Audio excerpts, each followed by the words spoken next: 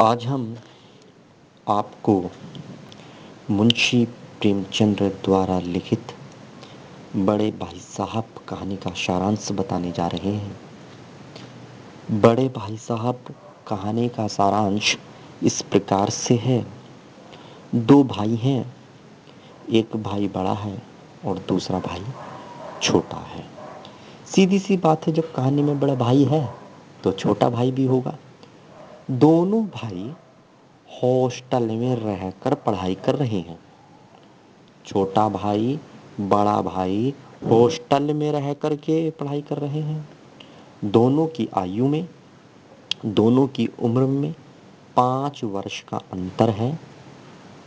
बड़ा भाई की उम्र 14 साल है और छोटे भाई की उम्र 9 साल है। कक्षाओं में 3 वर्ष का अंतर है। बड़ा भाई मंदबुद्धि है, इसलिए रात दिन पढ़ाई करने के बाद भी वह परीक्षा में फेल होते रहते हैं। छोटा भाई होशियार है, खेलता कूदता भी है और कक्षा में प्रथम भी आता है। बड़े भाई साहब को अपने को मंदबुद्धि मानने को तैयार नहीं थे। बड़े भाई साहब का कहना था कि मैं मंदबुद्धि व्यक्ति नहीं हूँ, मैं बहुत समझदार हूँ। वे अपने छोटे भाई को नसीहत करते रहते थे, समझाते रहते थे, उपदेश देते रहते थे। वे अपने अनुत्तीर्ण होने को शिक्षकों की लापरवाही बताते हैं कि जो शिक्षक हैं वो मेरी कॉपी ठीक ढंग से चेक नहीं करते, इस कारण से मैं फेल हो जाता हूँ। बड़े भाई साहब छोटे भाई साहब को नसीहत देने का एक भी मौका हाथ से नहीं जाने देते थे। कहने का तात्पर्य हुआ कि बड़े भाई छोटे भाई को समझाते रहते थे। वे कहते हैं कि जब तुम मेरी कक्षाओं में आओगे तो तुम्हें मालूम हो जाएगा कि कितने पापड़ बेलने पड़ते हैं। ये तो एक थोड़ी सी थीम बताई है मैंने, पूरी कहानी आप इस प्रकार से समझेंगे। बड़े भाई साहब की कहानी है, देखिए कि जो ये प्रेमचंद्र जी ने जो बड़े भाई साहब कहानी लिखी है, ये मनोरंजनात्मक प्रधान कहानी दिखाई देती है। इस कहानी में दो भाई और दोनों भाई सगे हैं, एक हॉस्टल में पढ़ रहे हैं। ठीक, दोनों की बुद्धि में और स्वभाव में अंतर है, दो छोटे भाई और बड़े भाई में। बड़े भाई साहब मंदबुद्धि है, उन्हें सरल भाषा में बुद्धू कहा जा सकता है। बड़े भाई पढ़ाई के परिश्रम में यानी कि मेहनत में कमी नहीं करते, वे रात दिन पढ़ते हैं, पूरी तरह मन लगाकर पढ़ते हैं।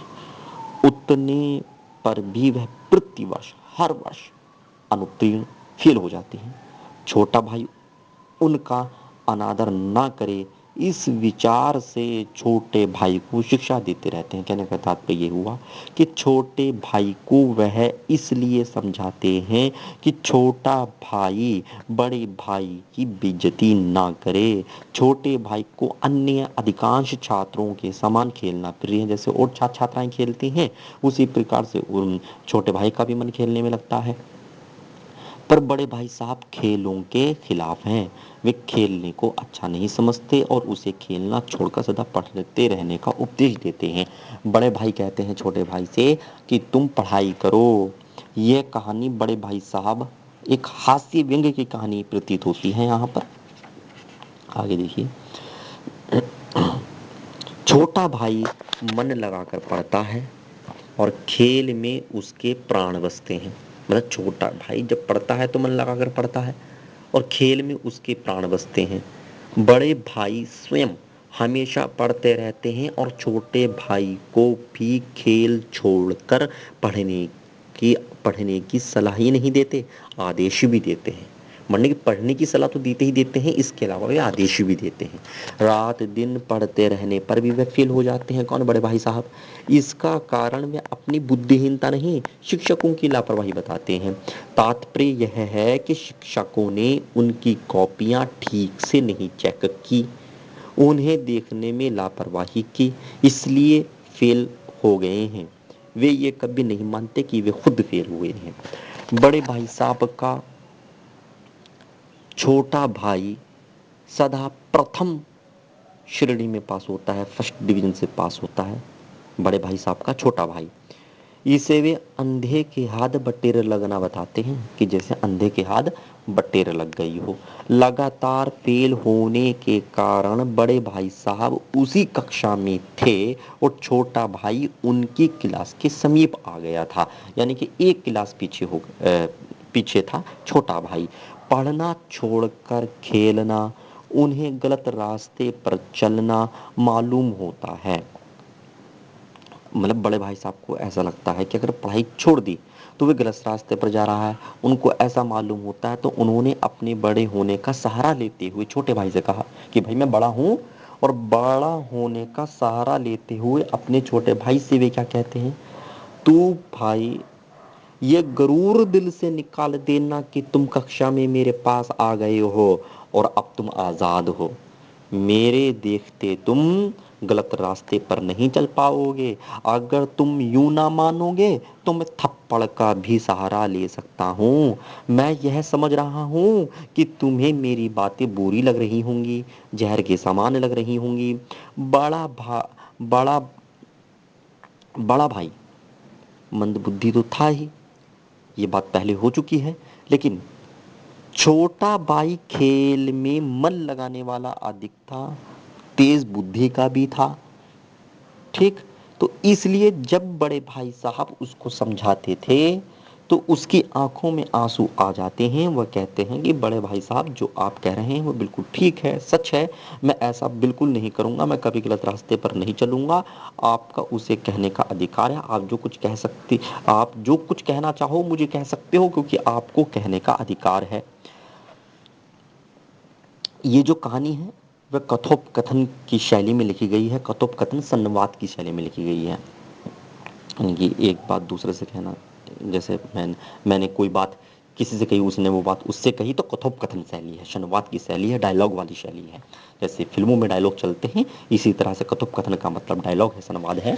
ये उस पर आधारित शैली है। अब हम देखते हैं कि जो बड़े भाई साहब कहानी का उद्देश्य है वो क्या है। वो उद्देश्य जो कहानी का उद्देश्य निरूपण है वो अपने शब्दों में करना है कि कहानी का क्या उद्देश्य है। देखिए, बड़े भाई साहब दो भाइयों के जीवन पर आधारित कहानी है। इसमें लेखक ने एक बड़े भाई साहब और जो उसमें 5 वर्ष बड़े थे, किंतु उसमें 3 क्लास ही आगे, लेखक परिश्रम करने के बावजूद अपनी कक्षा में प्रथम आता है और बड़े भाई साहब फेल हो जाते हैं। छोटा भाई कक्षा में प्रथम आता है और बड़े भाई साहब फेल हो जाते हैं।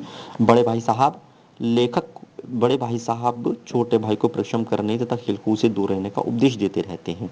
इस कहानी से, और कहने का मतलब यह है, इस कहानी में जो बताया है कि लेखक कहना यह चाहता है कि अपनी भावनाओं पर हमें अनावश्यक नियंत्रण नहीं लगाना चाहिए। जो जरूरी नहीं है वे प्रतिबंध अपनी लाइफ पर नहीं, अपने जीवन पर नहीं लगाना चाहिए।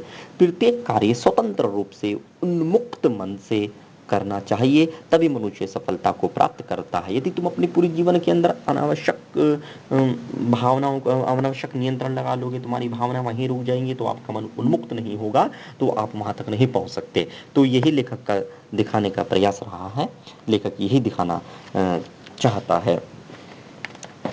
ठीक, मैंने जो क्या बोलते उद्देश्य निरूपण मैंने इसमें पहले बता दिया है।